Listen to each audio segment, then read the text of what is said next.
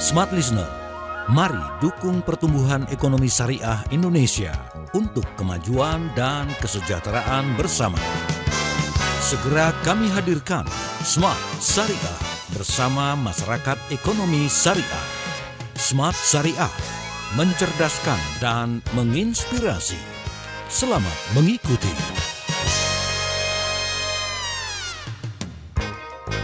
Assalamualaikum warahmatullahi wabarakatuh. Selamat malam Smart Listeners di seluruh Indonesia di 6 kota radio Smart FM. Kembali saya Willy Darmawan menjumpai Anda dalam Smart Syariah di Senin malam ini. Semoga Anda dalam keadaan sehat walafiat Smart Listeners. Untuk Anda semua yang pada malam hari ini juga yang sedang mendengarkan kami di 6 kota, tentunya Anda sedang mendengarkan Smart Syariah. Dan kami ajak Anda juga untuk mendengarkan serta menyaksikan perbincangan malam hari ini lewat YouTube channel Smart FM karena kita sedang streaming di sana. Topik kita adalah digitalisasi industri halal sebagai langkah menuju pasar global. Dan telah bergabung bersama kami narasumber ada Bapak Profesor Dr. Haji Sapta Nirwandar SE, pengurus Pusat MES atau Chairman of Indonesian Halal Lifestyle Center IHLC.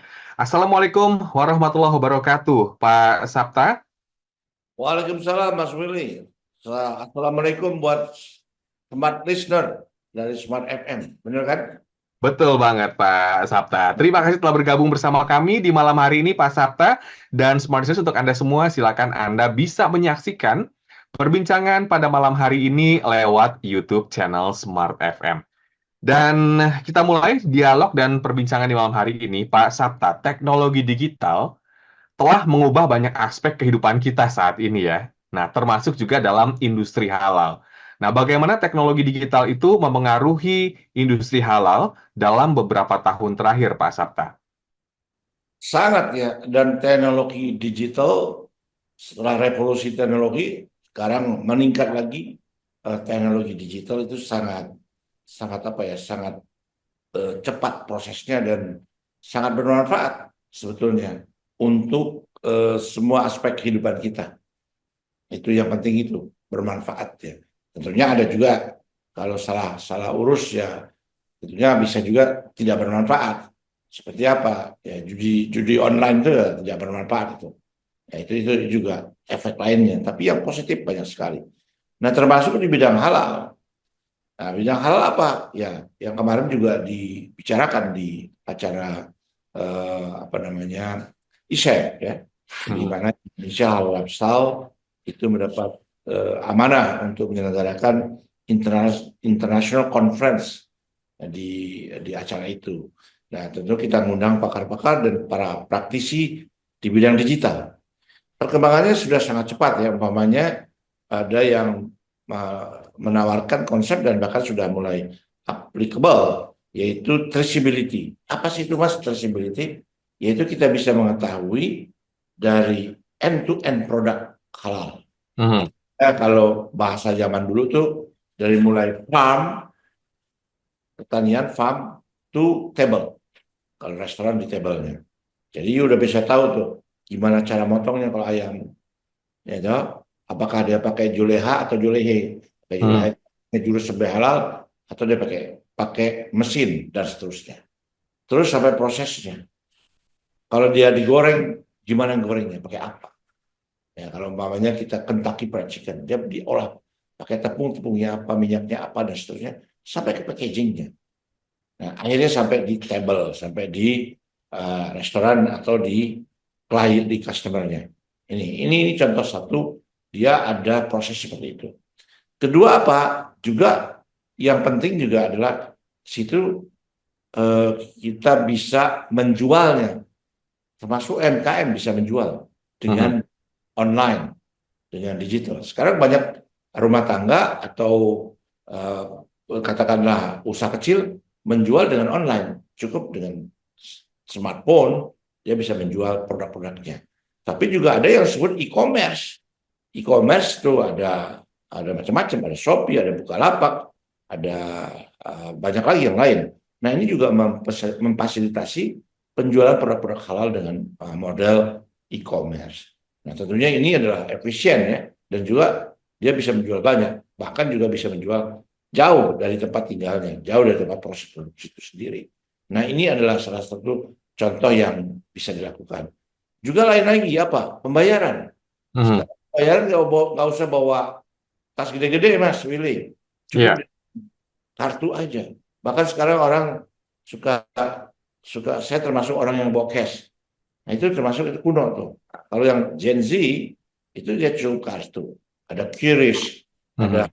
debit, ada macam-macam, ada tentunya ada kartu kredit. Tapi yang banyak QRIS. Nah, QRIS ini sudah tidak lagi milik satu industri besar. Pedagang-pedagang ini sudah pakai QRIS, Mas. Tinggal foto, chat, keluar debitnya, bayar sekian, dan tinggal dihitung. Nah, itulah contoh-contoh dari proses produksi, marketing, sampai juga pembayaran sudah menggunakan digital. Nah, kalau kita mau maju, termasuk industri halal, perdagangan halal, manufacture halal, termasuk juga kepercayaan konsumen dengan mudahnya. Mengapa? Nah, kita sudah mengembangkan disebut dengan scanning, halal scanning Mhm. atau halib, halal living, itu punyanya Hiase itu. Artinya kerjasama Hiase. Halal scanning apa kita scan. Begitu kita scan tahu itu produknya dan seterusnya. Dengan demikian mempermudah kita untuk tahu produk itu halal atau tidak, ya kan? Nah, kalau logo itu lebih relatif lebih mudah logo. Mengapa? Logo itu gampang dipasukin. Tapi Mhm. kalau nggak klik nggak. Nah, jadi logo itu bisa bisa bisa ditiru gitu. Tapi bisa juga di traceability dengan scanning dan juga dengan barcoding dan seterusnya. Nah, ini kemajuannya, Mas. Nah, ini kalau kita nggak ikutan ini, ya kita ketinggalan, kita tidak kompetitif, lama pesannya. Di bidang lain apalagi, termasuk juga di bidang pariwisata. Di bidang pariwisata, halal tourism, itu semuanya sudah menggunakan digital. Cuma Oke. cuma satu aja yang belum, yaitu nata baju. Nah, nata baju itu masih sendiri, Mas. Jadi kalau Mas Willy pergi, itu kayaknya belum pakai robot kan, yuk masih Mhm. pakai tangan ya, naruh baju, naruh piyama, naruh kaos, masih di koper, masih pakai tangan. Tapi lebihnya sudah digital. Yuk mau pesen tiketnya sudah digital, Mhm. mau pesen hotelnya sudah digital, bayarnya sudah digital, mau perginya juga nggak usah pakai mobil sendiri, yuk bisa pakai Grab, bisa pakai Gokar, bisa pakai pesan lain-lain dan seterusnya. Sampai di airport juga bisa bisa scanning dan seterusnya, nggak perlu lagi persoalan lagi. Artinya sudah digitalize semua. Nah, ini kan mempermudah kita. Nggak usah banyak-banyak omong, langsung aja kita bisa lakukan sendiri. Cuma tinggal tadi nyusun baju. Nanti satu saat kalau you sudah maju lagi, saya juga lagi pesen sih robotnya. Robot Mhm. lagi Oke. saya gitu. Tapi belum Baik. belum datang-datang. Saya Belum pesennya. ada ya, Pak ya, karena itu memang dibutuhkan keterampilan manusia. Tapi Ah, digitalisasi ini ah, penting banget untuk memajukan industri halal. Nah, yes, kalau membahas juga tentang digitalisasi, berarti sebaiknya dari yang disarankan Pak Sapta bahwa semua industri halal itu harus terkoneksi dengan digitalisasi ya, Pak Sapta. ya harus terkoneksi apa? Terkoneksi dengan digitalisasi Yes, ketika dia mempromosikan sesuatu, menjual sesuatu. ya, ya. Karena dia mau nggak mau dari proses dia bisa terkoneksi antara satu satu satu sama lain sehingga bisa di trace. Nah, yang Mhm. kedua, dia juga terkoneksi dengan kalau dia jual, dia dengan apa gitu. Ya kan? Kalau bisa agak susah dia kalau produksinya sudah bisa digitalisasi, ya sehingga bisa di traceability, bisa dilihat prosesnya, bisa transparan kan. Mhm. Tapi jualannya belum menggunakan e-commerce kan, nggak seimbang. Jualan juga bisa melalui e-commerce. Juga untuk mengetahui konten di dalamnya, ya kalau itu sudah jadi produk, di scan, bisa ketahuan tuh produknya apa aja. Nah, ini juga mempermudah. Jadi kita yakin, oh ini produk halal. Yakin ini kita tidak menimbulkan masalah buat kita. Nah, itu Baik. itu juga menjadi ciri ya dan menjadi fasilitas buat konsumen, tapi Mhm. juga buat produsen juga harus menjadi bagian dari competitiveness, menjadi Mhm. bagian dari nilai satu produk gitu. Oke, baik. Dan semakin menarik diskusi kita di sesi awal ini, Smart Listeners, untuk Anda semua yang mendengarkan kita di 6 kota atau juga Anda yang menyaksikan lewat YouTube ya.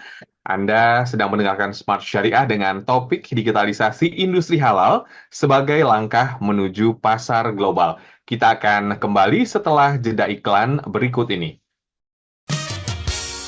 Kami segera kembali. Tetaplah menyimak Smart Syariah bersama Masyarakat Ekonomi Syariah.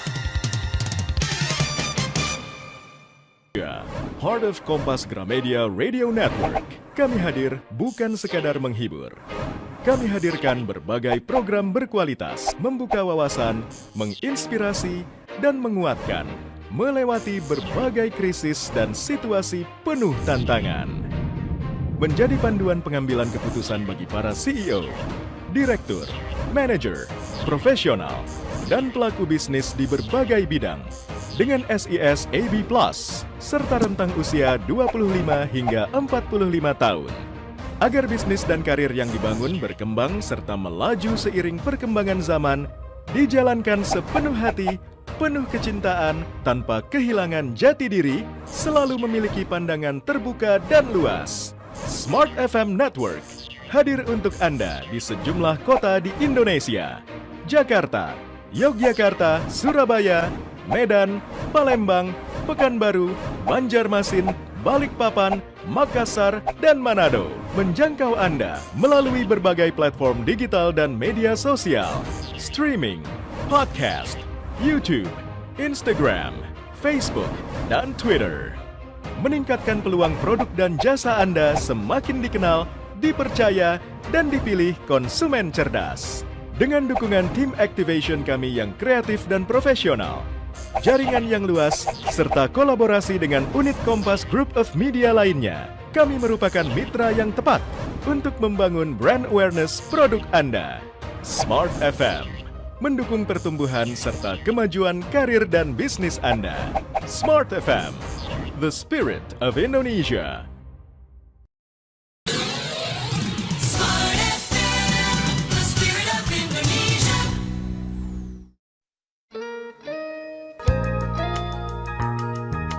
Kembali Anda ikuti program Smart Syariah bersama Masyarakat Ekonomi Syariah.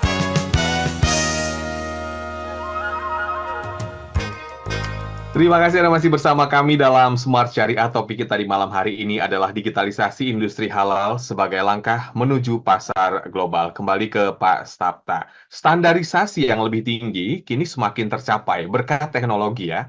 Nah, bagaimana teknologi ini bisa meningkatkan standarisasi dan membangun kepercayaan konsumen dalam industri halal, Pak Sapta? Ya, gini, ambil aja yang sebelum ke produk, tapi yang orang bisa menggambarkan satu standar ya. Umpamanya, precision itu juga bisa menggunakan teknologi. Contoh Mas, kalau you motong bahan itu dengan laser, itu lurus dia. Kebayang nggak kalau dipotong dengan tangan? Nah itulah teknologi. Dia bisa lurus, bisa rapi karena menggunakan teknologi. Nah sekarang juga standarisasi dengan menggunakan teknologi, dia lebih dekat, lebih presisi. Kalau nyampur, umpamanya ukuran 5x5, dia presisi 5x5. Kalau bisa aja lagi goyang, dia lagi emosi, lagi apa, dan seterusnya jadi 5,5, 5,3, dan seterusnya. Jadi teknologi bisa memberikan fasilitasi untuk mudah, mempercepat, sekaligus juga membuat standarisasi yang lebih baik. Dibandingkan dengan tentunya dengan manual. Nah, contoh umpamanya, you bisa bayangin Mas Willy, umpamanya you motong ayam. Kalau masih ada debat ya, antara slaughtering by machine sama slaughtering by hand. Walaupun kalau jumlah sedikit, ya oke lah, bisa slaughtering dengan tangan. Tapi kalau jumlahnya banyak, ya slaughtering ini juga ada yang berpendapat bisa dengan mesin. Bisa dengan. Nah, dengan mesin itu harus presisi. Di mana tempat jadi di slot, dipotongnya. Nah, ini dengan menggunakan teknologi, menggunakan laser, dan seterusnya, dia lebih presisi. Oh, di sini. Jadi nggak salah, bukan kupingnya yang dipotong, tapi di lehernya. Nah, seperti itu. Nah, itu. Belum lagi umpamanya campuran. Berapa sih gula yang harus dicampur? Ya. Nah, berapa sih susu yang harus dicampur? Supaya ingredient ini presisi, standar persis. Nah, kalau banyak, kemanisan. Kalau kurang, nggak ada rasa gulanya. Membantu contoh itu. Nah itu juga semua adalah bisa dilakukan dengan dibantu oleh teknologi untuk memberikan ingredient, memberikan kepastian dari standar itu. Nah juga termasuk standar halal seperti itu. Nah itu yang juga kalau di tingkat global masih harus ada mutual recognition. Kenapa? Ya. Ada kadang-kadang standarnya berbeda. Namanya seperti alkohol, kandungan alkohol. Ada yang memaafkan kalau 0,01. Ada yang tidak, harus 0,000. Harus nol banget. Gimana kita tahu? Nah inilah termasuk testing atau juga pengecekan, auditing tentang ini. Nah ini bisa digunakan juga dengan teknologi, Mas. Ada nggak di situ jumlah kontennya yang ada di situ? Nah itu standar. Dengan teknologi itu kita bisa lebih detail atau menemukan data yang lebih tepat juga ya, yang berkaitan dengan teknologi.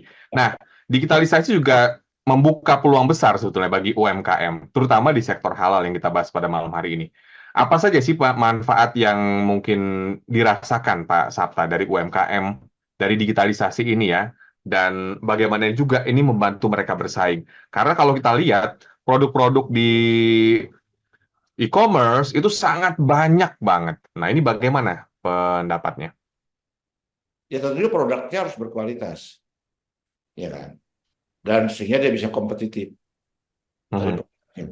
Kedua, media untuk menjual dia bisa menggunakan tadi online atau e-commerce.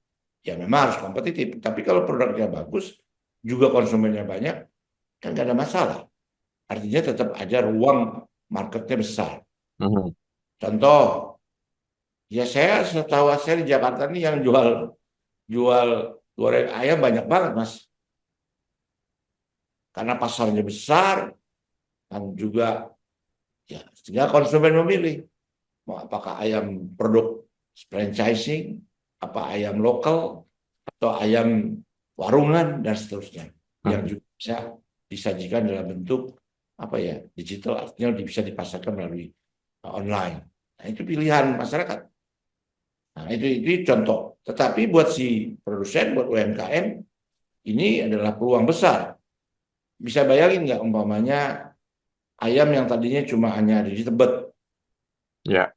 Zaman dulu nggak mungkin bisa dijual di Kelapa Gading. Jual di Gotong. Sekarang atau harus datang ya Pak Sapta ya kalau dulu. Iya, harus datang. Sekarang you order. Saya kalau ada tamu, wah gampang banget. Tamu mendadak pun sejam udah bisa pesen gudeg, udah bisa pesen nasi padang, bisa nasi kebuli, bisa pesen ayam goreng, swarti dan seterusnya.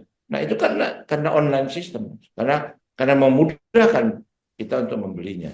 Belum lagi kalau kita produk-produk yang lama ya, seperti kosmetik, seperti alat lain-lain itu kan bisa di Shopee, di mana-mana. Itu juga harganya juga cukup bagus kan dibandingin beli dengan online. Nah itulah sekarang ini yang memang sedang on dan juga ini yang membuat penjualan itu kalau restoran kelihatan sepi gitu ya, nggak begitu rame gitu. Tapi online-nya rame, nah dia bisa ketutup biaya itu. Nah ini juga yang tentunya menjadi peluang buat UMKM. Peluang untuk UMKM. Nah, banyak masyarakat nih Pak Sapta yang mungkin ya sebagian dari mereka sangat yakin gitu ya terhadap produk-produk yang ada di e-commerce contohnya yang kaitannya dengan digitalisasi. Nah, ini kaitannya juga dengan transformasi digital yang memberi konsumen lebih banyak pilihan dan akses. Bagaimana digitalisasi ini juga bisa membantu konsumen halal merasa lebih yakin dengan kehalalan produk yang mereka pilih. Dan kira-kira dari mungkin pengusahanya harus seperti apa nih Pak? Jadi dia harus compliance dengan syarat halal. Nah, karena persyaratan halal itu ada kan, untuk itu ujungnya dia harus disertifikasi. Bisa aja Mas Willy ngaku produkku ini halal loh, kan menurut Mas Willy. Tapi menurut ahlinya, menurut lembaga yang mengeluarkan sertifikasi itu harus ada. Karena itu yang menjustified sebagai wakil pemerintah atau pemerintah yang melindungi konsumennya. Nah, saya kasih ilustrasi yang lain ya. Diko katakanlah pinter banget Mas. Terus saya bilang saya nggak perlu lulus SMA, saya udah pinter. Ya orang ngakui Anda pinter, tapi kan nggak ada bukti eh, hukum legal yang mengatakan Anda pinter. Antara lain pinter itu lulus SMA, lulus universitas. Nah ini bagian sertifikasi itu adalah judgement yang objektif bahwa produk itu halal. Nah kenapa? Karena itu tidak mudah, makanya orang suka tanya, kan bikin complicated itu sertifikasi. Ya kalau itu proses, tapi tujuan dan idenya itu adalah untuk melindungi konsumen. Mengapa? Karena proses halal itu tidak mudah. Contoh, saya kasih gampang. You beli coklat, bawa pulang, Ya. ada label, atau sudah ada label. Ternyata label itu katakanlah tidak ada sertifikasinya. Ya pasti ragu ini benar nggak nih halal nih? Jangan-jangan gelatin yang di dalam ini adalah gelatin yang dilarang oleh kita, dilarang oleh umat Islam. Kan nggak bisa kita malah gurih enak coklat, tapi nah, dengan sertifikasi itu dia sudah dicek bahwa produk yang ada di dalam coklat itu gelatinnya adalah gelatin halal thayyiban. Sehingga sip buat itu. Kan nggak mungkin saya bisa ikut atau Mas Willy ikut ngecek. Dia nggak punya labnya dan nggak punya perangkat, dan itu tidak perlu tugas masyarakat kan dijamin. Oke, atau yang lain maunya ada satu produk nggak boleh untuk anak-anak karena mengandung racun. Kita tanggung jawab satu lembaga. Nah, untuk mengetahui itu siapa? Ya tentunya pemerintah melarang kalau makanan itu ada zat beracun membahayakan. Nah, itu namanya perlindungan konsumen. Sekarang malah Muslim dilindungi untuk produk yang tidak halal. Betul. Ya, untuk itu, ya kadang-kadang orang baca situ aja bahwa produk yang masuk Indonesia seperti dikatakan oleh BPCPH harus halal, tapi ada tambahannya. Bagi produk-produk yang tidak halal harus dinyatakan pula tidak halal, sehingga fair. Nah, kenapa? Ini sekarang sering yang ini nggak disebut-sebut nih. Jadi saya pernah ke supermarket beberapa kali di supermarket di Jakarta ini, ya kan kalau halal udah jelas pakai logo, ya sudah itu yang tidak halal ditulis sama dia produk ini tidak halal, terus dibeli kan pilihan. Iya. Cuma ada tambahan kalau produk halal. Kalau produk halal dia 2 in 1. Mas Willy bisa makan, bisa beli, orang lain yang juga tidak Muslim bisa beli karena nggak ada larangan. Tapi balik produknya tidak halal, ya pasti Muslim yang taat, Muslim yang oke, apalagi makanan dia nggak mau beli. Jadi kan 1 in 1 dia. Tapi dia nggak mungkin membeli yang tidak halal. Tapi kalau halal, non Muslim juga nggak ada. Makanya dibilang halal itu adalah produk yang bisa dijual bagi Muslim dan non Muslim. Ya. Bisa dibeli oleh siapa saja ya. Sebetulnya ini satu kesempatan untuk Anda para produsen produk halal, kemudian para pengusaha ya untuk mengembangkan usaha Anda. Namun tadi sertifikasi itu menjadi satu catatan yang sangat penting dari Pak Sapta, karena kalau nggak ada sertifikat yang legal yang dikeluarkan pemerintah, gimana kita bisa meyakinkan kalau produk mungkin makanan atau apapun itu memang benar-benar 100% halal ya Pak Sapta? Ya. Nah, perlu ditambah juga, itu untuk manufacture yang gede, Mas. Sekarang gimana kalau yang kecil-kecil, yang kemampuannya terbatas, seperti UM, nggak pakai UMK aja, nggak pakai menengah, usaha masyarakat kecil, ya yang gerobak dan seterusnya, yang mie dan seterusnya, dia bisa self-declare. Oke. Complicated, bahkan dia bisa mix up produk itu dengan self-declare, dengan bimbingan dari penyelia halal, dia bisa melakukan itu. Dan juga bahkan yang lalu juga diberikan kemudahan bayarannya atau cara mendapatkan sertifikasinya disubsidi alias dibayar oleh pemerintah. Ini untuk jutaan atau UMKM di Indonesia. Ya kalau dia nggak punya kemampuan tapi dia mau menjualkan produk itu halal agar masyarakat safe, ini juga bisa dimungkinkan dengan self-declare. Oke, self-declare ini satu kesempatan untuk masyarakat, Anda para pengusaha kecil ya, misalnya dagang makanan, mungkin punya warung makan yang simple atau juga sederhana, gitu ya. Ini bisa jadi satu kesempatan untuk Anda menyatakan bahwa makanan atau produk yang Anda buat itu 100% halal, smart listeners. Sebetulnya pemerintah sudah memberikan kemudahan untuk Anda. Dan untuk Anda semua yang ingin bergabung, masih kami tunggu. Anda bisa menyaksikan perbincangan pada malam hari ini lewat Smart Syariah. Namun kita harus jeda iklan terlebih dahulu, tetaplah bersama kami. Kami segera kembali. Tetaplah menyimak Smart Syariah bersama Masyarakat Ekonomi Syariah. Smart FM, the spirit of Indonesia. Part of Kompas Gramedia Radio Network. Kami hadir bukan sekadar menghibur. Kami hadirkan berbagai program berkualitas, membuka wawasan, menginspirasi, dan menguatkan, melewati berbagai krisis dan situasi penuh tantangan. Menjadi panduan pengambilan keputusan bagi para CEO, direktur, manajer, profesional, dan pelaku bisnis di berbagai bidang dengan SIS AB+, serta rentang usia 25 hingga 45 tahun. Agar bisnis dan karir yang dibangun berkembang serta melaju seiring perkembangan zaman, dijalankan sepenuh hati, penuh kecintaan, tanpa kehilangan jati diri, selalu memiliki pandangan terbuka dan luas. Smart FM Network hadir untuk Anda di sejumlah kota di Indonesia. Jakarta, Yogyakarta, Surabaya, Medan, Palembang, Pekanbaru, Banjarmasin, Balikpapan, Makassar, dan Manado. Menjangkau Anda melalui berbagai platform digital dan media sosial, streaming, podcast, YouTube, Instagram, Facebook, dan Twitter. Meningkatkan peluang produk dan jasa Anda semakin dikenal, dipercaya, dan dipilih konsumen cerdas.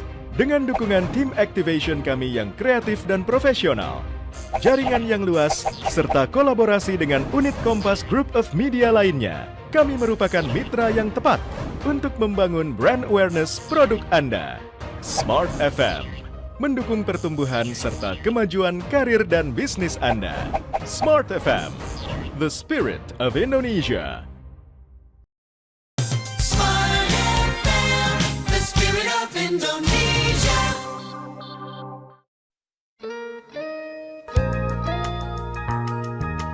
Kembali Anda ikuti program Smart Syariah bersama Masyarakat Ekonomi Syariah.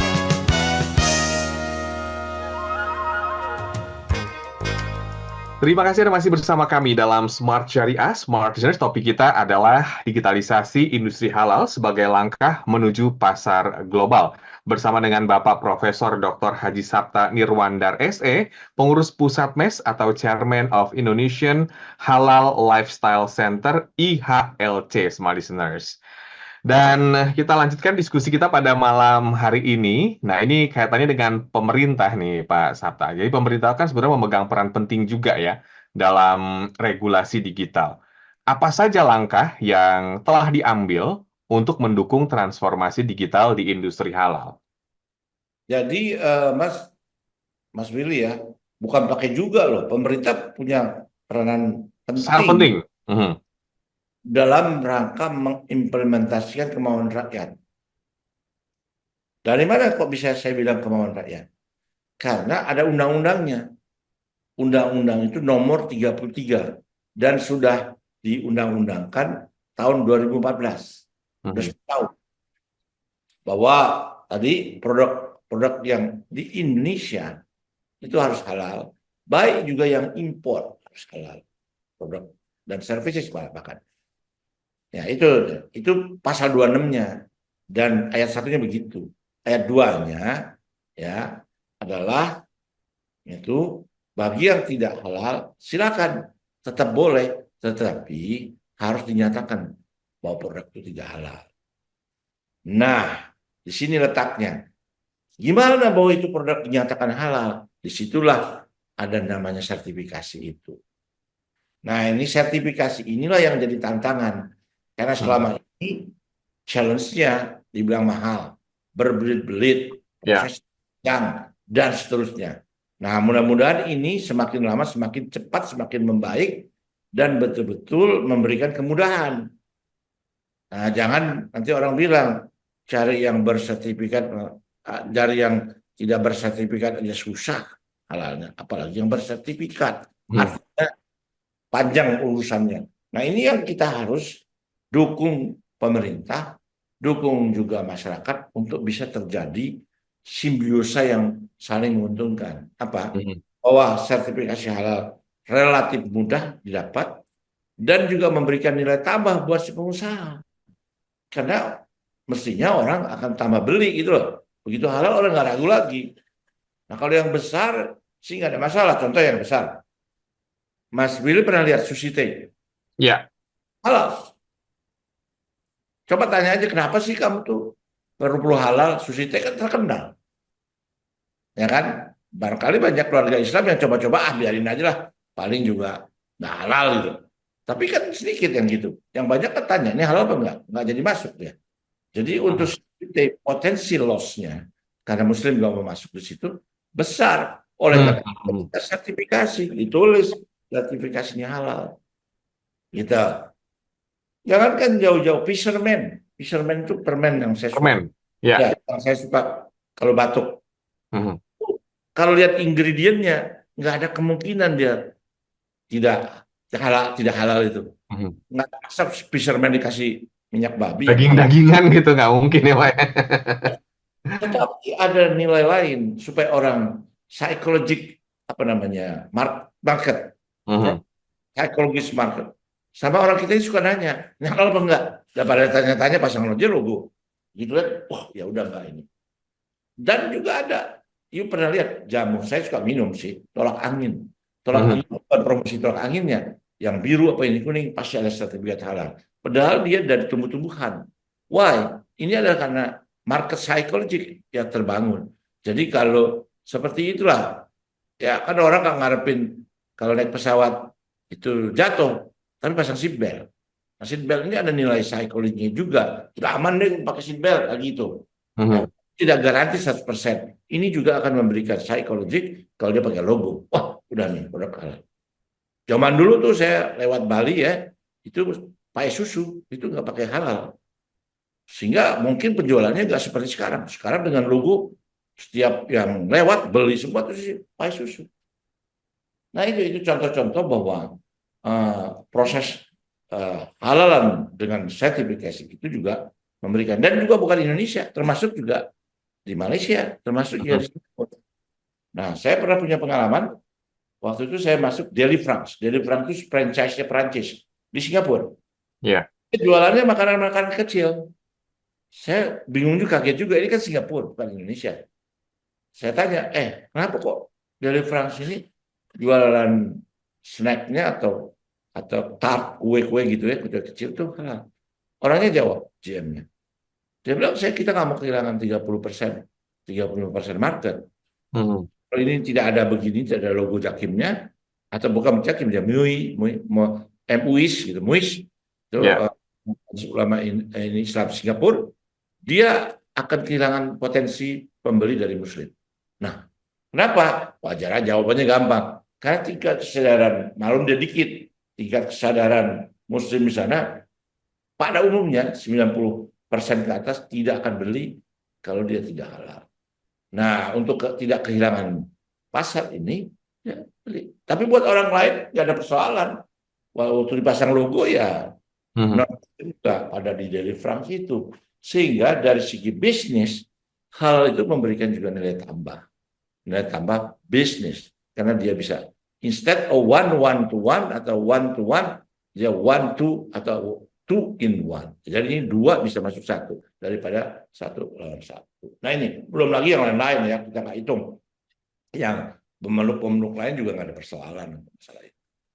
Itu Ya, berarti kalau seandainya ada usaha, ambil contoh misalnya rumah makan gitu ya Pak, Ya. tanpa ditempel logo halal yang resmi, itu akan ada semacam potensi loss yang sebetulnya menjadi satu hal yang sangat disayangkan ya Pak Sabta. Ya, jadi kalau dia tidak, itu diwajibkan. Kalau dia tidak halal, dia harus kasih tahu bahwa restoran dia banyak menu atau menunya tidak halal. Kalau tidak, dia bisa bisa itu tadi bisa dipertanyakan izinnya dan seterusnya. Hmm. Dia bisa kalau di Indonesia belum seketat seperti di Malaysia. Kalau di Malaysia kalau restoran, Mas Willy punya restoran, ambil aja restoran The Willy, Mhm. produk halal dan non halal. Itu dapurnya harus dipisah, Mas. Diperiksa itu, dapurnya bisa nggak? Iya. Kuncinya dipisah, tempat piringnya dipisah karena tidak ada kemungkinan kontaminasi di situ. Nah itu begitu perfectnya. Bahkan kalau di Singapura itu sudah ada tray untuk makanan halal dan tray tidak makanan halal dan pada waktu dicuci rame-rame dipisahkan, ditaruh di tray halal, ditaruh tray non halal. Mengapa? Ya itulah aturannya. Kenapa tidak mungkin kan ada kontaminasi. Nah ini kalau orang kan anggap wah itu berat dan seterusnya.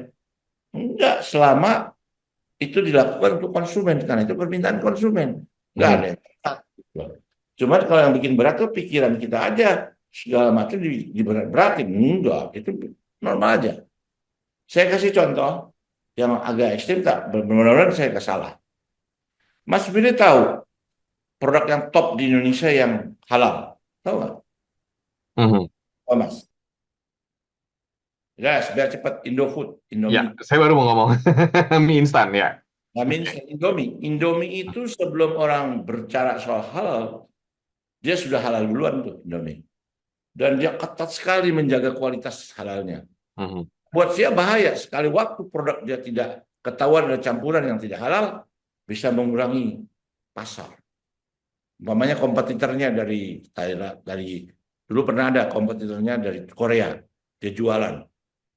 Kalau si Indomie ini ada aja indikasi produk tidak halalnya, dinaikin beritanya bisa turun tuh omsetnya. Tapi begitu dia jaga ketat dan certified-nya betul dan seterusnya, nah itu produknya. Nah pertanyaannya, ya mohon maaf, ownernya kan nggak ada kaitannya dengan Pak Haji, ya kan? Ownernya Mhm. kan, kenapa dijual mie itu halal? Ya karena marketnya, karena besar. Kalau dijual, coba kalau dibalik, dijual Indomie dalam kurung minyak babi dan tidak halal, berapa banyak dia laku? Karena penduduk kita gitu besar, apalagi di ASEAN, bahkan sekarang di Niger yang Islam itu Indomie jadi favoritisme. Sekarang bahkan menjual juga kecapnya dan seterusnya. Jadi Ya. makanya produk halal itu two in one, artinya two in one itu bukan berarti Islam dan non-Islam, berarti untuk orang lain bisa memanfaatkan produk ini. Dan satu lagi Mas, sudah terbukti di berbagai macam seminar yang saya ikutin di kalangan saintis, karena hal itu mulai dari proses kecilnya, ya, netes sampai ke slaughteringnya, sampai Mhm. ke diproses demikian seksama, maka halal food itu disebut juga healthy, sehat, Mhm. safe, aman, dan juga adalah tasty. Dia memberikan selera yang tambah. Oke. Nah, saya kasih contoh. Ini saya ketemu duta besar Indonesia dari New Zealand. Belum lama, baru 2-3 minggu yang lalu. Dia bilang, Pak Sabta, ini salah satu bukti di New Zealand nih. Kalau daging itu halal, oleh daging sapi atau kambing yang dipotong secara syar'i alias halal, itu dijualnya disebut dengan premium, daging premium. Mhm. Apa itu maksudnya? Lebih mahal dari yang biasa, dari daging yang biasa. Artinya halal itu di samping healthy juga punya nilai tambah, harganya lebih mahal. Mengapa lebih mahal? Karena dia healthy, karena dia safety.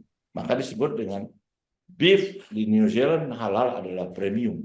Oke, karena mungkin prosesnya juga itu dengan cara yang syariah Islam, kemudian juga mungkin harus dipotong satu persatu gitu ya Pak ya, dan makanya harganya bisa dikatakan premium. Nah, untuk Anda semua nih berarti saatnya, termasuk juga Anda para Saya ambil, UMK. ini ayam Mhm. nih, Mas. Oke, boleh Pak, silakan ditunjukkan. Nah, ini ayam ya. Mhm, mhm. Boleh Gimana? ditunjukkan sedikit Pak gambarnya Pak, karena tidak terlihat. Nah, Oke, sudah terlihat ya. nah ini adalah organ-organ ayam.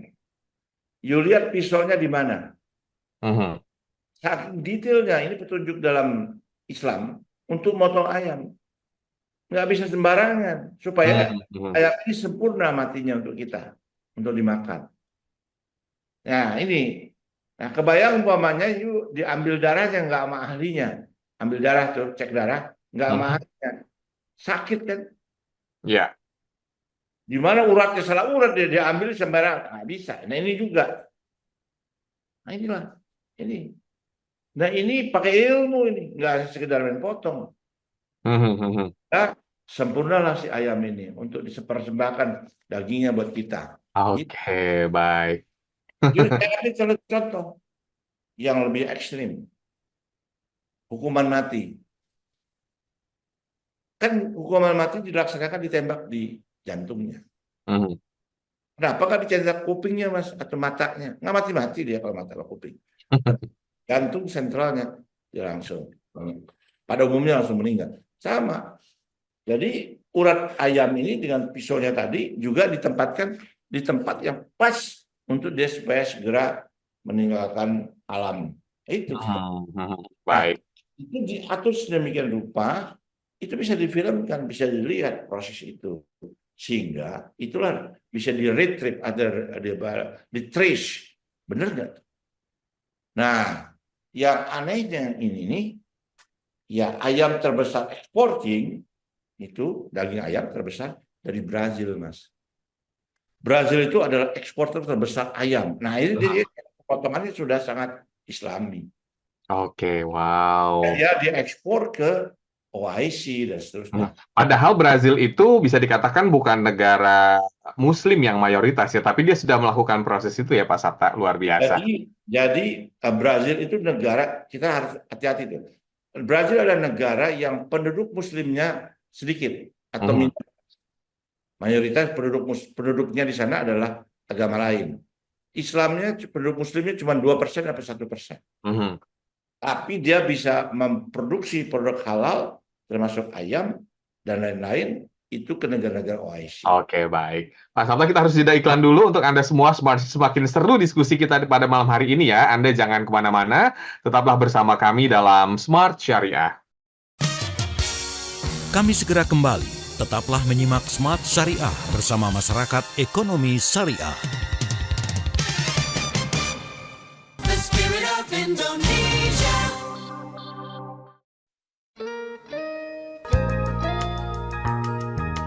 Kembali Anda ikuti program Smart Syariah bersama Masyarakat Ekonomi Syariah.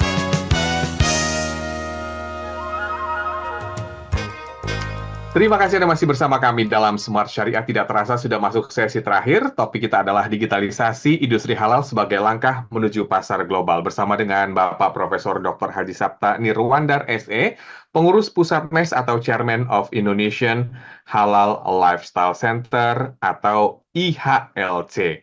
Nah, ini membahas soal di era digital, privasi data itu menjadi sangat yang kita perhatikan gitu ya, dan bisa dikatakan perhatian utama. Bagaimana industri halal ini bisa seimbang, Pak, dalam menjaga inovasi digital sambil melindungi data konsumen? Ya, ini memang penting banget ya bahwa data, apalagi sekarang kita punya blockchain yang juga tentunya perlindungan terhadap data, terhadap pengaruh cyber ya, Pak. Ya cyber security-nya kan, di mana pengamanan security itu memang perlu. Oleh karena itu kita juga lihat kemarin ada beberapa kebocoran data dari pemerintah kita seperti kemarin kan sudah dengar. Nah ini harus dilakukan pengetatan untuk itu. Ini sudah ada teknologinya untuk security matters. Tapi yang ingin saya tambahkan, Mas, tadi Mas Willy kan banyak membahas makanan. Tapi juga sekarang itu berkat teknologi ya, itu kita juga bisa memasuki daerah yang menyiapkan makanan alias petani atau peternak, terutama petani untuk sayuran. Makanya kemarin waktu ISEP di launching juga ada yang disebut SIM Pratani, sistem ya digital yang berlaku untuk para tani, Mhm. dari proses menanam sampai juga proses memelihara tanaman sampai ke proses produksi tanaman sampai menjualnya sudah bisa online system, sudah Mhm. bisa. Nah ini kan kemajuan Simratani, artinya udah bisa efisiensi dan pengurangi cost untuk melakukan pertanian dengan digital. Nah itu Ya. contoh. Dan juga ada lagi juga kita franchising-nya dengan model ini dan seterusnya. Jadi ya memang orang semua food karena food itu terbesar dari situ. Juga termasuk kosmetik. Nah, kosmetik ini juga tentunya perlu traceability yang jelas. Karena itu dipakai juga kan. Walaupun Mhm. tapi juga masa yang ditempel di muka, ditempel di mana-mana, baju, masuk juga lain-lain, minyak wangi, itu juga sebaiknya adalah produk juga yang certified, yang halal. Gitu, Mas. Mhm. Ya, jadi memang sebetulnya sebenarnya kaitannya dengan halal ini tidak hanya dengan makanan, tapi juga bisa kosmetik, kemudian produk-produk lainnya. Apakah Obat, obat. obat-obatan betul? Ini kaitannya juga dengan bagaimana pentingnya sertifikasi halal. Termasuk mungkin juga jamu-jamuan, obat tradisional ya, Pak ya.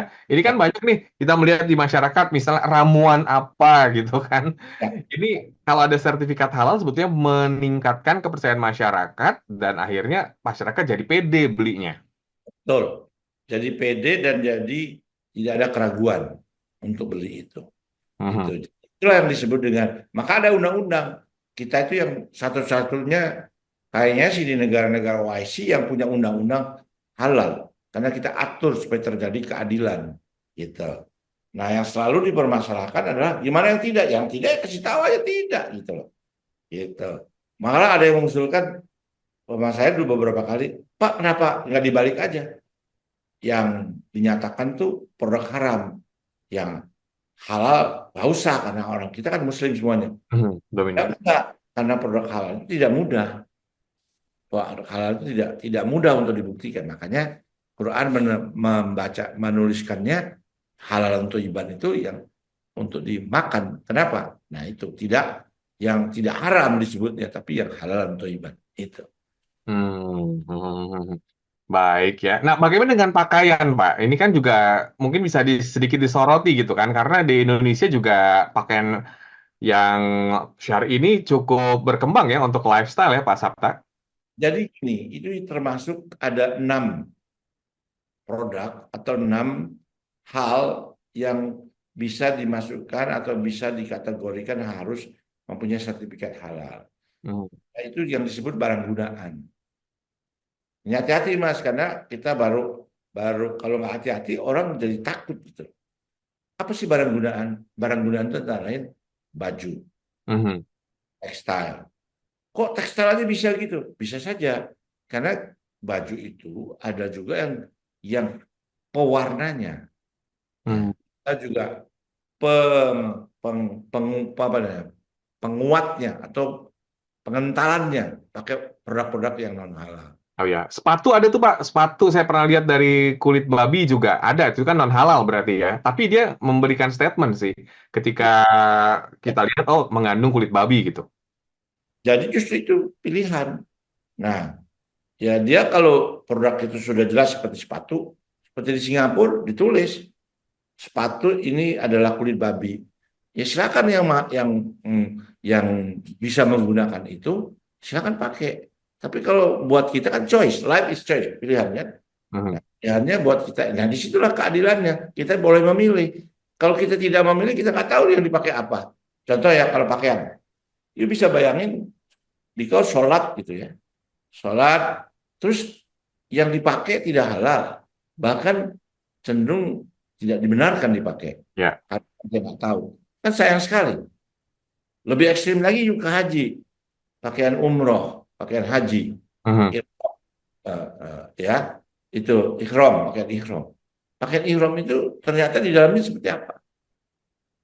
Nah, juga umpamanya ada sikat gigi, ternyata itu dicampur dengan kulit babi, kulit apa bukan bulu, Mhm. ada Mhm. puas yang seperti itu dari bulu babi. Nah ini kan buat orang Islam kan tidak dimungkinkan. Nah tinggal Oke. dia tulis saja Oh itu, karena hanya konsumen yang lain. Baik. Mhm, mhm. Sebenarnya Baik. maju. Jadi hidup juga contoh. Apalagi yang contoh paling gampang, yang paling orang suka mengkhawatirkan takut nggak laku adalah hotel. Orang suka tanya sama saya, Pak Sabta, apa sih perlunya hotel halal? Ya sebetulnya nggak perlu, tapi itu pilihan. Nah, di kita kan masih agak ragu yang gitu. Mhm. Sebetulnya apa isinya? Cuma satu, tiga aja yang diperlukan. Makanan, minuman, sudah itu hiburan yang tidak serono, udah itu aja. Selebihnya kan nggak ada. Keempat mungkin kalau kolam renang. Kolam renang bisa bisa dibuat inklusif kalau dia ada jadwal. Jadi Mas Willy yang non muhrim mandi malam kalau mau Mhm. berenang, pagi ibu-ibu kali begitu. Oke, ada shift-nya ya Pak Sabta ya. Ada Oke, contoh. saya baru tahu nih ada shift Ya, untuk kolam ya untuk ya. sesuai Itu dengan. aja yang paling Hmm. smart Thailand. Thailand tuh banyak hotel halal. Justru di Jakarta kita nggak banyak, kita takut marketingnya. Padahal nggak juga. Di Thailand tuh saya nginep 3 kali di sana di hotel yang berbeda-beda. Dikasih sama penyelenggara. Satu Emerald, itu bintang 4. Kedua ini. Ternyata ada advantage, nilai tambahnya dari hotel halal itu. Pertama makanan, pasti minuman. Mhm. Ketiga tambahan apa sih? Ada nilai calmity, kalem atau apa ya, kesunyian. Ternyata kalau di hotel itu keseniannya kan nggak kayak Mas Willy zaman dulu kali ya, jedak jeduk alias disco jam 3 pagi, Ya. pusing. Artinya kedengeran sampai di mana-mana. Nah di hotel halal nggak mungkin ada itu. Mhm. Jadi orang yang juga nggak semua orang suka halal, suka disco, nggak semua orang suka bingar-bingar. Betul.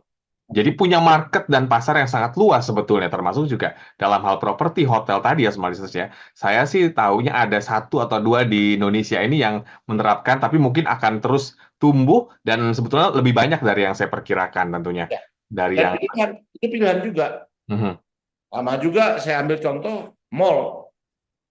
Mall. Ambil aja lah saya nggak apa-apa. mhm, Senayan City atau Pondok Indah Mall. Di sana ada apa? Ada musola. betul. Ada restoran halal. Ya pilihan lagi. Bagi di kau, ya ke restoran halal, jamnya sholat ke musola.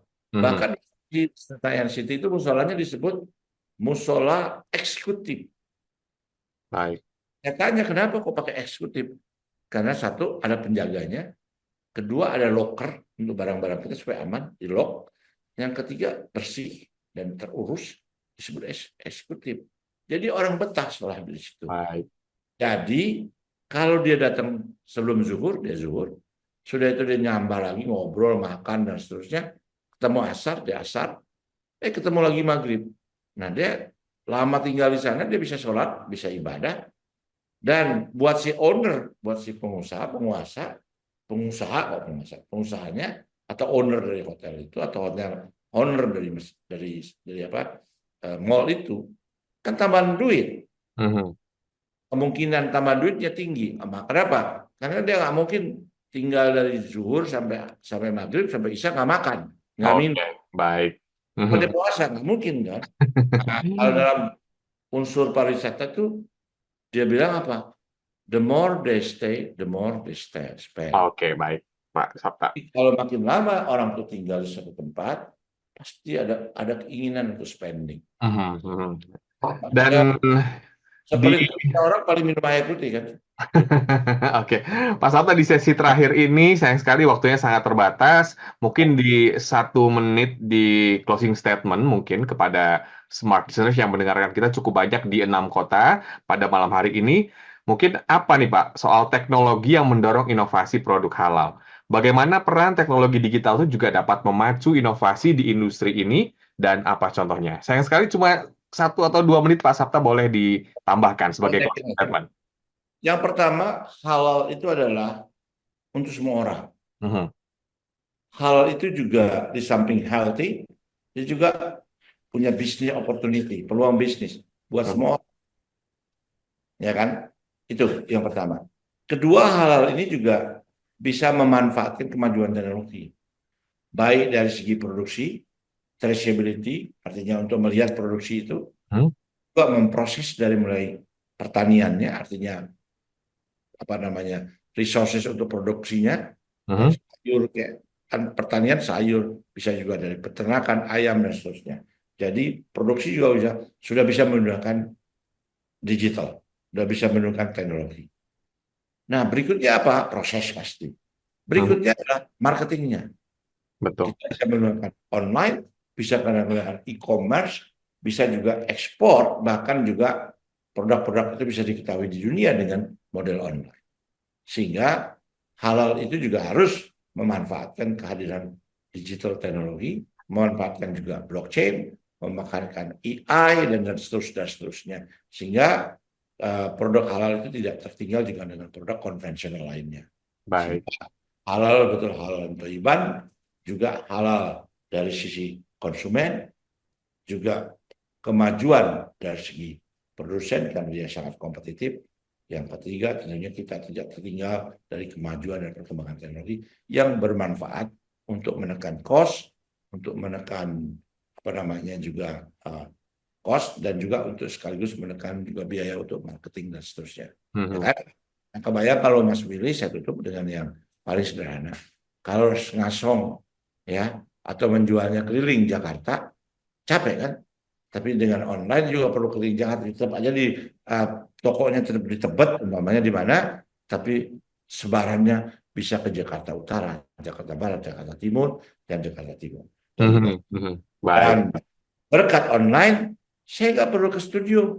Mas Willy juga Bisa nggak perlu. ngobrol. Dengan smartphone, dengan smart network, dengan smart radio, kita bisa ngobrol-ngobrol secara virtual. Gitu. Baik, terima kasih banyak Pak Sabta atas ilmunya di malam hari ini, dan tentunya Smart Ayo kita dukung terus ya produk-produk halal di Indonesia, dan untuk Anda para pengusaha, kemudian para produsen produk-produk halal untuk mendapatkan sertifikasi halal yang tentunya banyak kemudahan yang bisa Anda dapat, yang dibantu juga oleh pemerintah ya, dan pemerintah sangat bekerja keras untuk supaya masyarakat itu bisa dengan mudah mendapatkan sertifikasi halal. Terima kasih banyak Pak Sabta atas waktunya. Terima kasih buat Smart Radio Ya. dan juga terima kasih Smart Listener. Terima kasih. Selamat malam. Sampai jumpa lagi di lain kesempatan dalam gelombang dan tuning yang sama. Oke, baik. Dan seperti demikian Smart Syariah. Untuk Anda yang terlewatkan perbincangan pada malam hari ini, oke, Anda bisa menyaksikan kembali di YouTube channel Smart FM karena video ini tersimpan rapi di sana. Terima kasih banyak sekali lagi Pak Sabta dan Smartsis. Demikian Smart Syariah. Akhirnya saya Willy Darmawan mengucapkan terima kasih. Wassalamualaikum warahmatullahi wabarakatuh. Sampai jumpa. Waalaikumsalam warahmatullahi wabarakatuh. Smart FM. Anda baru saja menyimak program Smart Syariah bersama Masyarakat Ekonomi Syariah. Mari dukung pertumbuhan ekonomi syariah Indonesia untuk kemajuan dan kesejahteraan bersama. Smart Syariah, mencerdaskan dan menginspirasi. Terima kasih dan sampai jumpa.